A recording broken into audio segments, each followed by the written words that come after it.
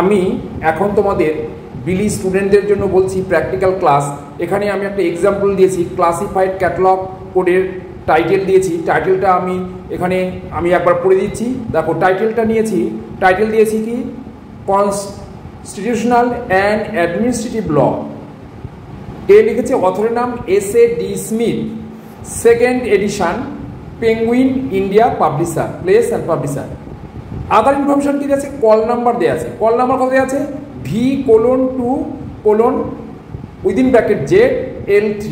এই নাম্বারটা কি করে এলো, ভি ফর হিস্ট্রি, কোলন মানে এখানে আমার এনার্জি থেকে 2 পেয়েছি, সেটা কনস্টিটিউশন, তাহলে কনস্টিটিউশন এবং কোলন দিয়ে ল। তাহলে এখানে যেহেতু কনস্টিটিউশনাল অ্যান্ড অ্যাডমিনিস্ট্রেটিভ ল, তাহলে এই লটা আমাকে মেন ক্লাস আদার মেন ক্লাস থেকে আনতে হয়েছে, তাই ব্র্যাকেটের মধ্যে জেড রেখেছি। আর L3 হচ্ছে আমার ইয়ার, মানে ক্রোনোলজিক্যাল ডিভিশন থেকে পেয়েছি। এখানে আমার যে সালটা বলা ছিল, যে সেই সালের এগেনস্টে আমি L3টা নিয়েছি। অ্যাকশন নাম্বার কত একটা বলে দিয়েছে, এই যে ডেট অফ পাবলিকেশন 1973, এখান থেকে এটা আমি 10 বছরের হিসাবে নিয়েছি, তাই L3 লিখেছি। হ্যাঁ, 70-এর দশক, এই 70-এর দশকের মধ্যে 70 থেকে 79 এর মধ্যে পড়বে, তাহলে তার মধ্যে কোনটা পড়বে, L গ্রুপে পড়েছিল, এবং লাস্ট যে সংখ্যাটা একটা ডিজিট নেব 3, তাই 3 নিয়েছি। তাহলে L3 হলো এটা আমাদের ক্রোনোলজিক্যাল ডিভিশন বা টাইম আইসোলেট থেকে নিয়েছি। সিরিজ দেখো একটা সিরিজ বলেছে এবং সিরিজের এডিটর বলেছে, সিরিজের নাম এবং এডিটর এবং তার সঙ্গে সিরিজের নাম্বার বলে দিয়েছে। আর লাস্টে বলেছে নোটসের মধ্যে কি বলেছে, পেজেস 5 to 3 থেকে 634 includes administrative law. The class number for this portion is Z,9298. এর অর্থ কি, যে এই বইটার মধ্যে, এই বইটা হচ্ছে কনস্টিটিউশনাল অ্যান্ড অ্যাডমিনিস্ট্রেটিভ ল, এটা তাহলে কম্পাউন্ড সাবজেক্ট, দুটো বিষয় এর মধ্যে জুড়েছে, একটা হচ্ছে কনস্টিটিউশনাল ল আর একটা অ্যাডমিনিস্ট্রেটিভ ল। এই অ্যাডমিনিস্ট্রেটিভ লর পার্টটা 523 পাতা থেকে 634 পাতার মধ্যে আছে।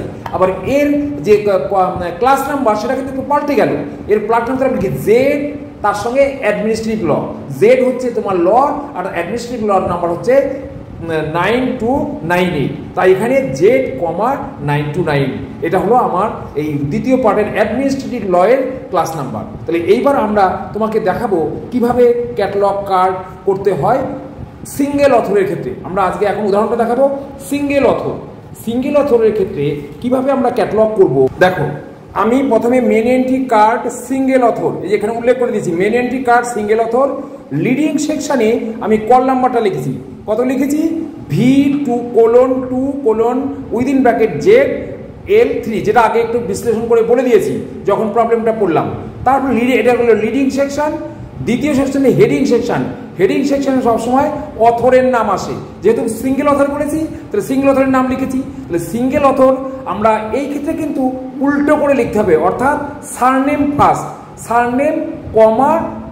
সারনেম উইদিন ব্র্যাকেটের মধ্যে ফার্স্ট নেম মিডিল নেম এটা লিখতে হবে। কিন্তু সারনেম যেটা লিখবো always write in capital letters and then first name and middle name within bracket normal hand writing, যেটা আমরা সাধারণভাবে লিখি। ওকে, তারপরে আমরা ডট দিলাম, যেহেতু এরিয়া শেষ হয়ে গেল। লিডিং সেকশন, হেডিং সেকশন দুটো হলো। তারপরে কি দাঁড়াবে, টাইটেল সেকশন, বইয়ের নাম। তাহলে বইয়ের নাম প্রথমে দিতে হবে কনস্টিটিউশনাল অ্যান্ড অ্যাডমিনিস্ট্রেটিভ ল। আমরা শুরু করেছি সেকেন্ড এডিশন থেকে, আমার এক লাইনে ধরে নিয়ে আমি কন্টিনিউশন ফার্স্ট এডিশনে ঢুকে গিয়ে সেখান থেকে লিখে, তাহলে কি এখানে লিখবো, টাইটেল লিখেছি, তার সঙ্গে এডিশন লিখবো। এই এডিশন লেখার পর এখানে সেকেন্ড এডিশন বলেছে, তাহলে আমরা সংক্ষেপে ইডি লিখবো, ইডি দিয়ে যততম সংস্করণ তততম সংখ্যাটা দেব। এখানে সেকেন্ড বলেছে তাহলে 2 লিখবো। আর যদি এর সঙ্গে আমার কোনো কোলাবোরেটরের নাম থাকতো, এডিটর, ট্রান্সলেটার, অ্যাডাপ্টার এসেট্রা যদি থাকতো, তাদের নামটা এর পরে আসতো। এখানে নেই তাই আমি দিইনি। পরে 3 নম্বর এরিয়া হয়ে গেল। 4 নম্বর হচ্ছে নোটস লেখা। নোটস লেখায় সবসময় সিরিজের নাম, সিরিজের এডিটর এবং সিরিজের নাম্বার, এই 3টে আইটেম থাকবে। তাহলে এখানে আমি দিয়েছি সিরিজ, এবং সেটা পুরোটাই উইদিন ফার্স্ট ব্র্যাকেটের মধ্যে লিখতে হবে। তাহলে আমাদের ফাউন্ডেশন অফ ল এটা হচ্ছে সিরিজের নাম, তার সঙ্গে এডিটর আছে, ইডি বাই হ্যারি স্ট্রিট, আর নাম্বারটা আমরা লাস্টে শুধু সংখ্যাটা বসিয়ে দেবো, ব্যাকের শেষ করে ফুল স্টপ দেবো। 4 নম্বর এরিয়া হয়ে গেল। 5 নম্বর এরিয়ায় দেখুন আমি লিখেছি অ্যাক্সেশন নাম্বার। এই accession number always write in bottom, অর্থাৎ last line of the card. তাহলে লাস্ট লাইন অফ কার্ডে আমি অ্যাক্সেশন নাম্বারটা কপি করে দিয়েছি 47975। Okay, then I write here chain index for sought link, অর্থাৎ আমাকে যে এই যে কল নাম্বারটা ছিল সেই কল নাম্বারটাকে আমাকে এখানে ডিরাইভ করতে হবে। ডিরাইভ করে মানে বিশ্লেষণ করতে হবে যে কোনটা আমার সাবজেক্ট হেডিং হিসাবে ট্রিট করা হবে, কোনটা হবে না। সেটা আমাদের যে রঘুনাথনের ফর্মুলা আছে, শর্টলিং, ফলসলিং, আনশর্টলিং, সেই ফর্মুলা অ্যাপ্লাই করে আমরা এখান থেকে সাবজেক্ট হেডিংগুলো বের করব। তারপরে আমরা ট্রেসিংয়ে গিয়ে ক্লাস ইন্ডেক্স এন্ট্রির মাধ্যমে আমরা এই সাবজেক্ট হেডিং দিয়ে ক্যাটালগ এন্ট্রি তৈরি করব। তাহলে সেটা পরে দেখাচ্ছি পরপর। তাহলে প্রথমে দেখাবো চেন ইন্ডেক্স কী করে আমি অ্যানালিসিস করলাম। তাহলে কল নাম্বার ভি ছিল, ভি ফর হিস্ট্রি, এটা শর্টলিং, এটা সাবজেক্ট হেডিং হিসাবে ট্রিট হবে। ভি কোলন, এই যে কোলনে যখন কোনো কানেক্টিং সিম্বল আসবে তখন সেটা ফলস লিঙ্ক, এই যে আমি এখানে ফলস লিঙ্ক লিখেছি। তারপরে দেখুন ভি কোলন টু, এটা নাম্বার হচ্ছে টুর নাম্বার হচ্ছে কনস্টিটিউশন।